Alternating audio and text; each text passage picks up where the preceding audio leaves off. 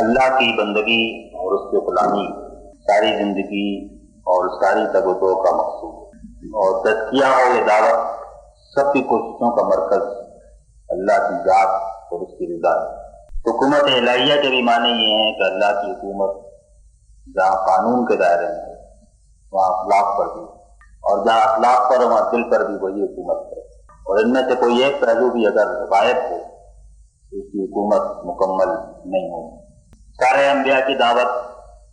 اور قرآن کی پکار بھی یہی رہی۔ عبادت کی دعوت سے تو ہم واقف ہیں،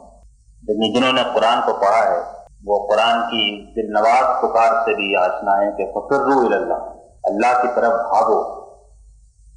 اور اسی کو اپنا مرکز و رخ بنا کے تیزی کے ساتھ اس کی طرف جاؤ۔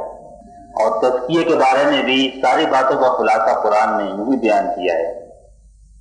کہ وَمَن يَعْتَصِم بِاللَّهِ فَقَدْ هُدِيَ إِلَىٰ صِرَاطٍ مُسْتَقِيمٍ، جس نے اللہ کو پکڑ لیا تو اس کو سیدھی راہ کی طرف ہدایت دے دی گئی۔ دراصل اللہ پر ایمان ہی اللہ سے تعلق کا نام ہے، اور اگرچہ ہم تعلق باللہ کی اصطلاح استعمال کر رہے ہیں لیکن یہ ایمان باللہ سے کوئی بھی مختلف چیز نہیں، وہ ایمان کہ جس کو قرآن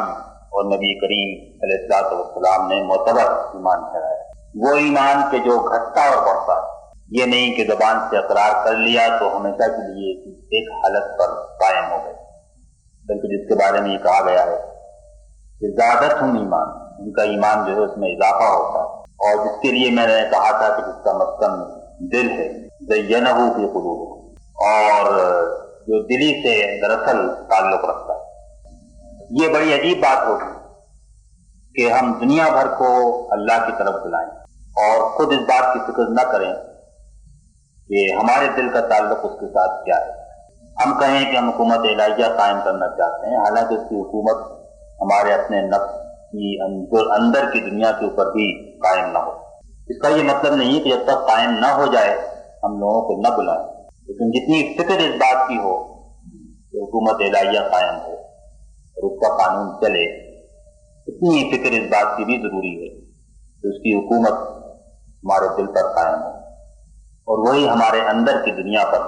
حکومت کرے۔ غلامی اور بندگی اختیار کرنے کے لیے یہ جاننا ضروری ہے کہ ہمارا آقا کون کیسا ہے۔ اسی کو ہمارے بہت سارے لوگ معرفت الہی کے نام سے یاد کرتے ہیں، اور معرفت الہی کی شاید سب سے جامع تعریف یہ ہے کہ اللہ کی صفات بھی معلوم ہو، اس کی مرضی اور نامرضی بھی معلوم ہو، اور یہ بھی معلوم ہو کہ اس کی مرضی پوری کرنے کی صورت میں وہ ہم سے کیا معاملہ کرے گا، اور اسی مرضی کے خلاف جینے سے وہ کیا معاملہ کرے گا۔ اس تعریف کو آپ سامنے رکھیں تو دراصل پورا قرآن معرفت الہی کی تعلیم ہے، یہی باتیں بتاتا ہے، اس کے علاوہ اور کچھ نہیں بتاتا۔ لیکن معرفت کے معنی صرف معلوم ہونے کے نہیں بلکہ اس طرح پہچاننے کے ہیں، اس طرح آدمی اپنے بیٹے کو یا اپنے باپ کو پہچانتا ہے، جب پہچانتا ہے تو پھر اس سے محبت بھی کرتا ہے، اس سے تعلق بھی رکھتا ہے، اس کی اطاعت بھی کرتا ہے، اس سے شکر گزار بھی ہوتا ہے، اور بہت سارے تعلقات ہیں جو اس سے جنم لیتے ہیں۔ تو ایمان مضبوط ہوگا اور یہ تعلق مضبوط ہوگا اگر ہم اچھی طرح اس بات کو پہچان لیں کہ وہ ہمارا رب مالک اور آقا کون ہے، جس کو ہمارے دل پر بھی حکومت کرنی چاہیے اور ہماری معاشرے اور سوسائٹی کے اوپر بھی۔